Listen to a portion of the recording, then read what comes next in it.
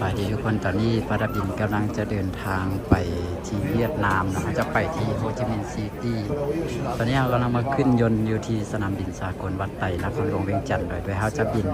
ด้วยสายการบินเวียดเจ็ตนะเวียดเจ็ตอันนี้สายการบินที่เขาจะออกเดินทางวันนี้ก็เป็นช่วงบุญปีใหม่ที่ปาราบินก็ได้เล่นปีใหม่อยู่ลาวนะเดี๋ยวจะไปเที่ยวไปเลาะอยู่ที่เวียดนามนะเดี๋ยวจะพาทุกคนเบิ่งบรรยากาศนำการเดินทางไปที่โฮจิมินห์ซิตี้ยังไม่เคยไปจักเทื่อเนาะก็เคยขี่ยนต์เวียดเจ็ตของเวียดนามจักเทื่อนะก็เป็นครั้งแรกเดียวเขาจะพาเบิ่งบรรยากาศแล้วก็เดี๋ยวจะพาไปเที่ยวเวียดนามนำกันเราจะได้รอติดตามการเดินทางของปาราดินไปพร้อมๆกันเดินกำลังมาเช็คอินกันตอนนี้เขาก็เข้ามาแล้วเนาะทุกคนผ่านตม.ตรวจคนออกเมืองเข้ามาแล้วยนต์เขาที่ออกเดินทางประมาณ6:45 นาทีเนาะอันนี้ก็จะเป็นจุดที่ผู้โดยสารจะมานั่งถ่าเดินทางสายต่างประเทศนะเดี๋ยวลองติดตามเบิ่งการเดินทางของปาราดินนะเป็นขั้นที่จะนั่งสายการบินเวียดนามเวียดเจ็ตหมายถึงเวียดเจ็ตนะที่ได้เว้ามาแล้วก็เดี๋ยวเข้าไปบรรยากาศกันที่โฮจิมินห์ซิตี้นำนะว่าจะเดินรุ่งเรืองขนาดใดเนาะจะว่าเข้าไปจากกรุงเทพมหานครนะแล้วก็เท่าที่เราสังเกตเบิ่งหรือว่าหลายๆคนเว้ามาโฮจิมินห์ซิตี้ก็น่าจะแบบคล้ายๆกับกรุงเทพมหานครประเทศไทยประมาณนั้นบอกที่จังไรเดี๋ยวเราไปติดตามกันน้ำกันนะทุกคนประเทศเวียดนามกำลังเจริญรุ่งเรืองตอนนี้นะเนาะเศรษฐกิจของเขากำลังดีขึ้นอย่างเห็นระยะสำคัญนะนะแล้วก็คนเวียดนามที่เคยมาอาศัยอยู่ประเทศลาวเคยมาทำมาหากินอยู่ประเทศลาวตอนนี้เขาเจ้าก็กลับไปบ้านไปเมืองเขาเจ้าอะไรมีน้อยแล้วเนาะเดี๋ยวนี้คนเวียดนามที่ทำมาหากินอยู่ในประเทศลาวส่วนใหญ่ก็จะเป็นนักธุรกิจเป็นผู้มาลงทุนหลายกว่าแล้วตอนนี้นะแต่ว่าคนที่มาใช้งานมาเฮ็ดเรียกมาอย่างตอนนี้ถือว่าหาคนเวียดนามเกือบจะบ่มีแล้วเนาะจะว่าเศรษฐกิจบ้านเขามันดีเขาเจ้าก็เลยกลับไปหาเงินอยู่บ้านเขาเดี๋ยวเขาจะลองไปเบิ่งบ้านเขาว่าจะเป็นจังได๋แต่ว่าตอนนี้เขาก็ได้เวลาที่จะออกเดินทางไปที่โฮจิมินห์ซิตี้แล้วนะทุกคนก็หลายอยู่ได้ก็ออกไปหลายเที่ยวบินแล้วนะตอนนี้ก็เป็นเที่ยวของเขาที่กำลังจะออกเดี๋ยวเบิ่งบรรยากาศน้ำกันนะทุกคนเราจะเป็นยังไงเที่ยวบินเขาจะบินนี้คนหลายทุกคนนางนี่ก็ยังแมนหมดแล้วนี่ขึ้นไปแล้วก็บ่ไกลหลายนะน่าจะเต็มลำเลยตามเบิ่งเพราะมีกรุ๊ปทัวร์หรือว่ากรุ๊ปนี่อย่างสักอย่างนี่แหละที่เขาเจ้าใส่เสื้อสีเดียวกันนะบ่ไกลหลายนะเดี๋ยวลองเบิ่งว่าสิเต็มบ่เป็นข้างทบิดของปาราบินได้หลังจากที่เขาเช็คอินเข้าขึ้นเครื่องขึ้นยนต์แล้วนะแต่ว่าคนมาติดกันบอนที่จะจุดที่จะขึ้นไปหาที่จะเข้าไปหายนต์นะคนมาติดกันอยู่นี่เต็มเลยเขาพานบอลนั้นเช็คอินเข้ามาแล้วนะกวดฟรีเข้ามาแล้วอันนี้คือนายยนต์นะทุกคนยนต์เขาเจ้าสะอาดเลยเป็นยนต์แบบโลคอสนะแต่ว่าสะอาดดีสะเอ็ดอีแต่หาบนังกันนะโอ้ยนต์ลำใหญ่เลยเนาะเขาจะเอางามเลย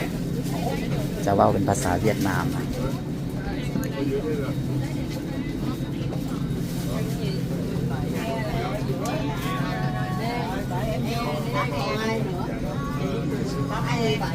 Đây là bằng ngồi sữa, bạn ngồi tí trong kia.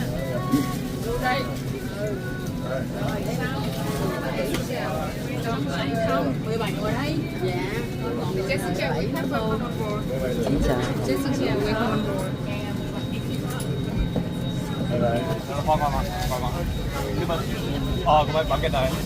มีคนน่าจะมาหมดแล้วเดี๋ยวพร้อมที่จะออกเดินทางแล้วเขาได้นั่งอยู่ตรงกลาง Chưa bay là sợ gì? không được đặt bất cứ hành lý nào trên đó phát hiện và nếu phát hiện sẽ được mở sau khi máy bay đã dừng lại hạm có hiệu lệnh sơ tán phi hành đoàn phía bên ngoài cửa an toàn được phát hiện quý khách sẽ không mở cửa phát hiện nếu những khách bên ngoài có dấu hiệu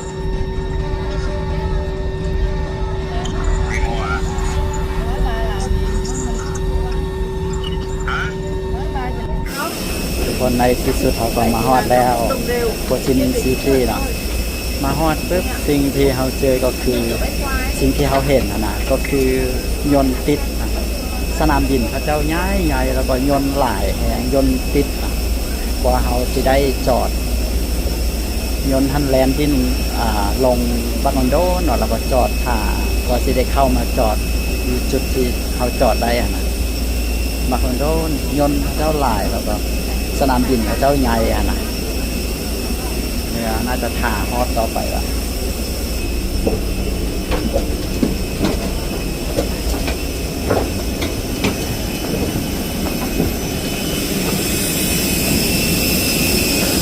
นี่ยนต์ที่เขามานะทุกคนเจ็ดสนามบินเขาเจ้าใหญ่แฮงแล้วก็อย่างก็ยนต์เขาเจ้าหลายแฮงนะแล้วก็ยนต์ติดกว่าเขาจะได้มาจอดทุกคนบักโดนทุกคนตอนนี้เขาก็ลงมาเป็นที่เรียบร้อยเนาะผ่านตม.เข้ามาแล้วก็คนลาวเขามาเวียดนามก็บ่มีปัญหาอย่างนะก็ตม.เวียดนามเขาเจ้าอันนั้นไหนมาดับดินมาหลายเทื่อแล้วรู้สึกว่าเขาเจ้าแบบเขาเจ้าบ่ได้อีหยังหลายนะแต่ว่าเขาเจ้าก็จะมีสายตามีอย่างของเขาเด้อคือว่าตม.ของเขาจะแบบเขาเจ้าเฮ็ดเวียกมืออาชีพนะจังได๋บ่ฮู้ล่ะมาดับดินรู้สึกมาแล้วรู้สึกว่ามันง่ายแล้วเป็นเพราะว่าเขาเป็นคนลาวแล้วก็เขาเป็นอะไรก็เขาเป็นประชากรอาเซียนที่อยู่ประเทศติดกันก็เขาบ่ค่อยมีปัญหากันบ่มันก็เลยง่ายบ่ได้จังได๋เนี่ยจุดนี้ก็จุดเขาจะมาหัดกระเป๋ากันแต่ว่าปาดาวดินบ่ได้โหลดกระเป๋ามาเขามีแต่กระเป๋าใบเดียวนี่ก็เดี๋ยวจะไปโรงแรมต่อเนาะทุกคนออกไปทางใดแล้ววันนี้ไปหาแท็กซี่มากำลังจะหาซื้อเบอร์อยู่เมื่อกี้นี่ปาดาวดินไปเบิ่งเบอร์ซิมหั่นน่ะซิมโทรศัพท์หั่นน่ะอันหยังก็อันเป็นเงินดองแล้วอัน 350,000 บาทที่จ่ายเป็นกีบพันว่า500,000สินะปาดาวดินก็เลยรู้สึกว่ามันน่าจะบ่แม่นแล้วเพราะว่าตอนนี้เงินลาวเขาก็ยังแข็งกว่าเงินดองน้อยนึงเนาะถ้าเงินดองหัน 350,000 เงินลาวเขาก็น่าจะประมาณจาก 300,000 หรือว่าอาจจะ 350,000 เท่ากันจังซี่นะเนาะแต่ว่าพอจะจ่ายเป็นกีบแล้วเพิ่นว่า 500,000 ก็เลยว่าบ่เอาเดี๋ยวเขาไปหาอยู่ใส่จะมีขายเบอร์อีกเนาะวันนี้ทางคุณเห็นมีขายเบอร์อยู่เดี๋ยวไปเบิ่งเบอร์อีกทุกวันตอนนี้เขาก็ได้เบอร์แล้วนะได้เบอร์แล้วก็ได้อันเปลี่ยนเงินแล้วเขามาซื้อเบอร์นี้เขาจะว่า 5G อันลิมิตเนาะ2 อาทิตย์$15แล้วก็ปาดาวดินมาแลกเงินตอนนี้ถ้าเขาแลกเงินนี่เขาจะแลกได้แบบว่าอันนั้นนะแบบ1 ต่อ 1นะแต่ว่าปาดาวดินเอาเงินบาทมาแลกเอาดองเนาะเงินบาทมาแลกเอาดอง1 บาทมันได้อยู่1 บาทได้อยู่เท่าไหร่877ล่ะเมื่อกี้นี่ลืมแล้ว877นี่แหละประมาณท่านแหละปาดาวดินแลก 2,000 บาทได้มาเท่าไหร่แล้ววะแล้วตอนนี้กำลังจะไปขึ้นแท็กซี่นะทุกคนอันนี้กำลังจะไปขึ้นแท็กซี่ไปโรงแรมเขาจะว่า13 กิโลเมตรว่าซั่น400,000 ดอง400,000แท็กซี่ถ้ามาเอาแท็กซี่อยู่ทางนอกน่าจะถูกกว่าบ่หรือปาดาวดินก็บ่แน่ใจแต่ว่าปาดาวดินเอาแท็กซี่อยู่ในเคาน์เตอร์ในสนามบินนะก็เลยว่าค่อนข้างจะแพงบ่ฮู้ว่าแพงบ่ฮู้ว่าถูกเด้ก็คือแบบจะว่าจังไดแบบตอนนี้มันก็ค่อนข้างจะดึกแล้วเนาะเนื่องจากว่ายนต์นั้นค่อนข้างจะซ่ามันก็ว่าก็สิจอดได้ก็สิหยังได้หั่นน่ะตอนนี้เขาก็เอาแท็กซี่450,000แต่ว่าเขาขอเพิ่นได้400,000จะไปโรงแรมเขาก็จองไว้แล้วเนาะเดี๋ยวลองเบิ่งนำกันทุกคนอันนี้ก็คือวันจุดด้านหน้าสนามบินจุดที่คนออกมาแล้วเขาก็จะมาขึ้นแท็กซี่มาเอาแท็กซี่มาอย่างอยู่แถวนี้เนาะ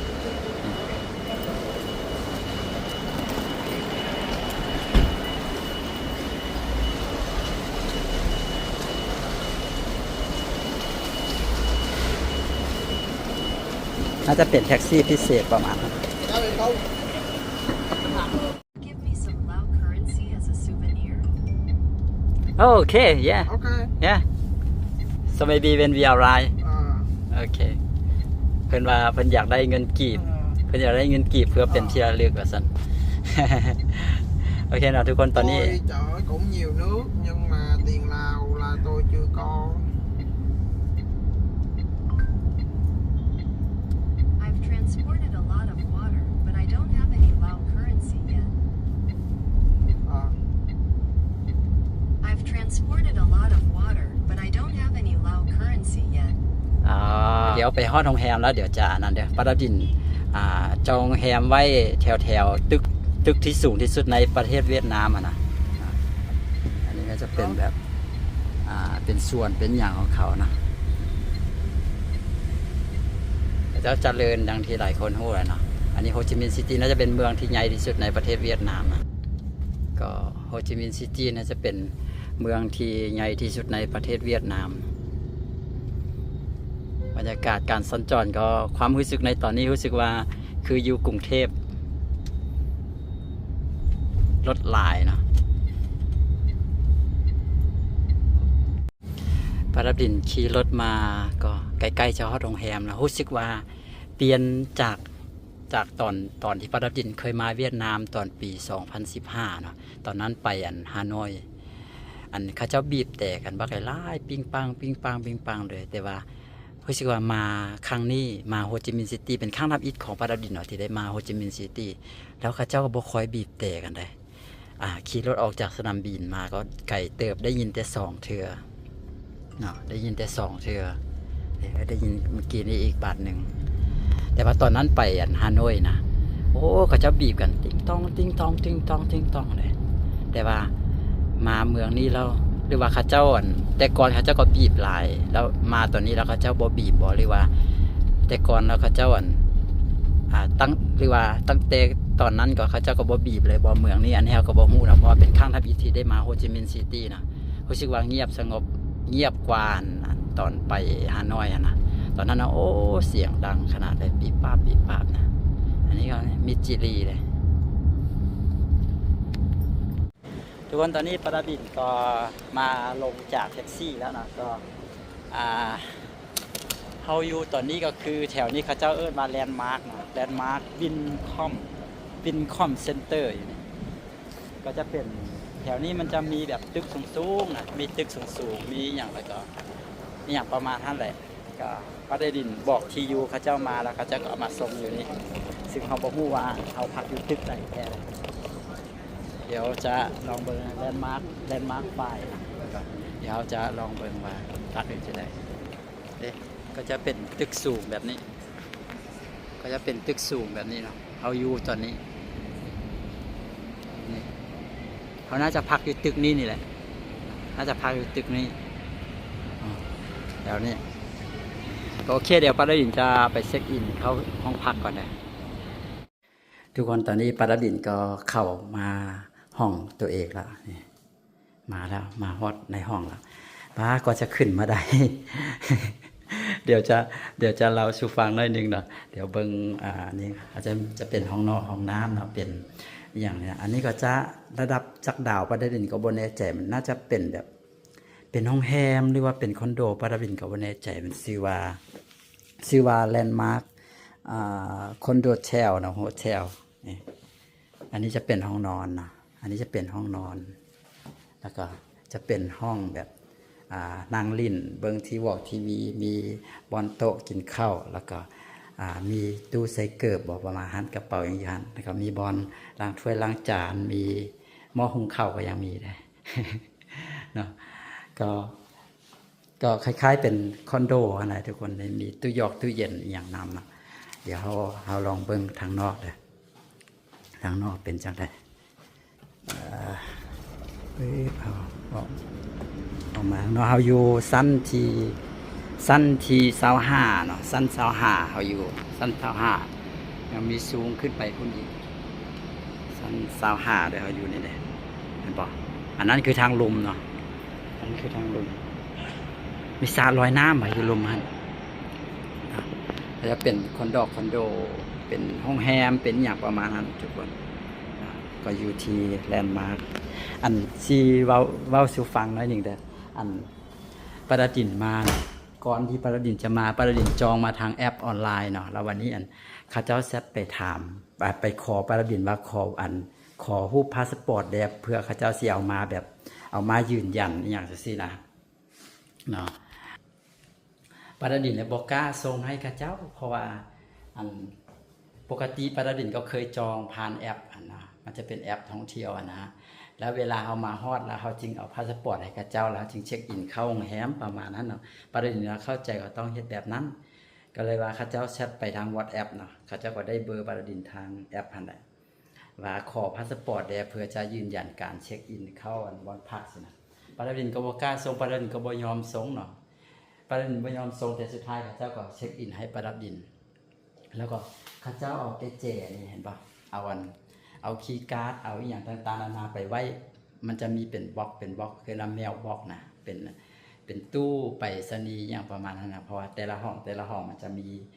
มีบล็อกอยู่สั้นลุมอยู่บนเคาน์เตอร์เนาะมาแล้วก็บ่มีพนักงานบ่มีหยังอยู่หั่นเลยเนาะมาเปิดเบิ่งบอทแอปแล้วเขาเจ้าก็เขียนรายละเอียดว่าคีย์การ์ดน่ะอยู่ในตู้บนหันบนนี้เด้อสินะแล้วก็รหัสเข้าตู้หันรหัสนี้ประเด็นก็ไปเอาแล้วก็เฮ็ดตามเขาเจ้าแล้วก็ขึ้นม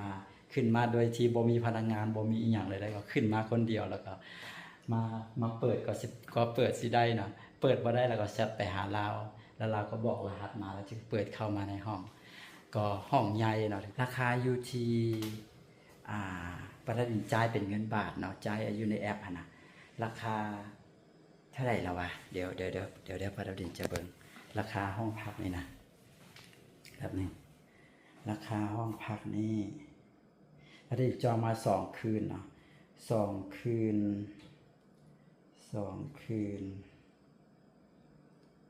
ปารดินจองมา2 คืนตกอยู่ 3,632 บาท2 คืนเลยมันตกอยู่คืนละ 1,800 นะเห็นบ่ตกอยู่คืนละ 1,816 บาทประมาณนั้น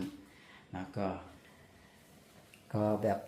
จะว่าจังได๋ปารดินคิดว่ามันห้องมันใหญ่โอเคก็เลยว่าอยากมาพักผ่อนได้ก็เลยว่าจัดเต็มที่อันนี้ราคานี่ก็ปกติราคามันจะสูงกว่านี้เลยแต่ว่าช่วงนี้มันเป็นช่วงโลหรือจังได๋ราคามันก็เลยว่าต่ำลงก็โอเคเนาะเดี๋ยวเขาจะพักผ่อนแล้วเดี๋ยวจะไปหาอย่างกินเพราะว่าตอนนี้ก็ดึกแล้วเนาะ 9 โมง 10 โมงแล้วก็ขอขอบใจทุกคนที่เข้ามาเบิ่งวิดีโอนี้เดี๋ยวลองติดตามการเดินทางของปารดินนะว่าปารดินจะพาทุกท่านทุกคนไปเลาะไปเที่ยวไปเบิ่งบ่อใดในประเทศเวียดนามนะก็ติดตามเบิ่งนำกันได้สำหรับคลิปนี้ก็เป็นการเดินทางมาแล้วก็มาเข้าโรงแรมนะก็คักเลยผู้โอเคกับห้องเลยเนาะในราคานี้ก็แบบมันมีแยกห้องนั่งห้องครัวห้องอีหยังต่างๆนานาเลยคักเลยนะก็โอเคไปพบกันวิดีโอต่อไปสำหรับวิดีโอนี้สบายดี